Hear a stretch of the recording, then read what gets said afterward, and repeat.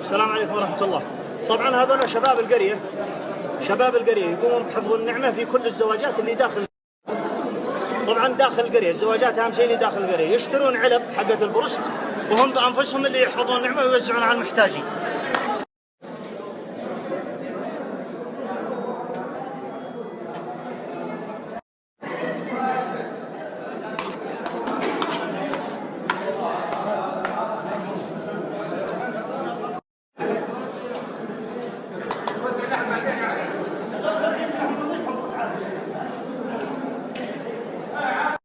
حتى الشباب الصغار الله يوفقهم، الله يسعدك يا عبد الله، الله لا يحرمكم الأجر، بيض الله وجيهكم، كتب الله أجركم جميعا، الله لا يحرمكم الأجر. أبو فجر الله لا يحرمك الأجر، بيض الله وجهك. شكرا يا مازن، بيض الله وجهك يا مازن. مهندس عبد الرحمن الله يبيض وجهك ولا يحرمك الأجر. سعيد من هذا عبد الله، بيض الله وجهك، الله لا يحرمك الأجر. ممتازين شباب، عبد الله ومحمد وعبد الله، الله لا يحرمكم الأجر، بيض الله وجيهكم. وأنت يا تركي الله يسعدكم ولا يحرمكم الأجر. هذول فريق العمل، شباب القرية صغار وكبار كلهم كاملين، الله يوفقهم الله يوفقهم الله يوفقهم.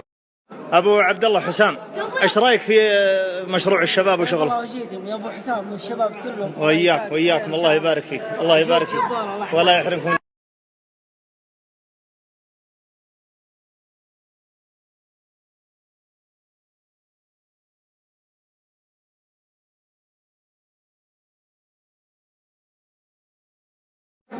طبعا وزعناها في أكياس، كل وجبتين في كيس، وكل كيس فيه علبة 7 وعلبة بيبسي، وتوزع للي يحتاجونها. السلام عليكم ورحمة الله وبركاته، الله يمسيكم بالخير.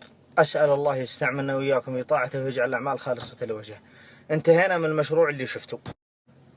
الفكرة اللي هو حفظ فائض الطعام من زواجات أهل القرية، واللي يقوم بها أبناء القرية أنفسهم. الفكرة كانت من العام الماضي. تشجع الشباب الله يبيض وجيههم، واشترينا التالي. أنا بقول لكم كيف الطريقة عشان يتطبق في كل مكان. اشترى الشباب الله يكتب أجرهم 800 علبة من سوق الجملة، طبعا 800 علبة قصدير اللي هو علب البروست ب200 ريال فقط. طبعا ال800 علبة تجي في كرتون كامل بالجملة، وقفازات وكمامات وكبشات مغارف للرز وسكاكين لتقطيع اللحم. وقام الشباب ما شاء الله لا قوة إلا بالله عددهم الليلة 19 شاب، أصغرهم في ثانية ابتدائي وأكبرهم ما شاء الله أبو عيال كبار ما شاء الله. وللمعلومية عندنا في القرية ما أحد يعني يتحرج أو يستنكر أن أحد يشيل لحم ورز يوديه لبيته العمالة أبدا، كلنا نشيل لبيوتنا، وهذا فضل من الله. وإذ تأذن ربكم لئن شكرتم لأزيدنكم ولئن كفرتم إن عذابي لشديد. كفران النعم، شكر النعم بالقول وبالفعل، تقتصد في الطعام اللي تقدمه وتحفظ فائض الطعام ولا تعبث. الليلة غلفنا أكثر من 100 وجبة رز ولحم، وأكثر من 30 علبة رطب وسفن أب وبيبسي وماء. جينا في سكن شركة من شركات مشروع جامعة الملك خالد عندنا قريب منا، والله الذي لا إله إلا هو أنها ما كم منا ولا 5 دقائق شالوها. ذلك من فضل الله علينا، والله ما هو تكبر ولا تعالي، فقط نشر للخير وحفظ للنعمة. نسأل الله أن يوزعنا شكرها ولا يأخذنا بذنبنا. أمر مهم، كل واحد يأخذ فائض من اللحم والأرز قد بيته، يقمره في الفرن على شكل مشوي نسميه مقمر، والله يطلع كذا نشكر الله.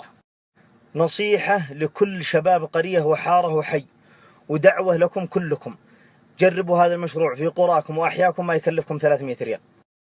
انشروا الخير وافعلوه واحمدوا الله واشكروه وداوموا شكر النعم بالقول والفعل. استودعكم الله.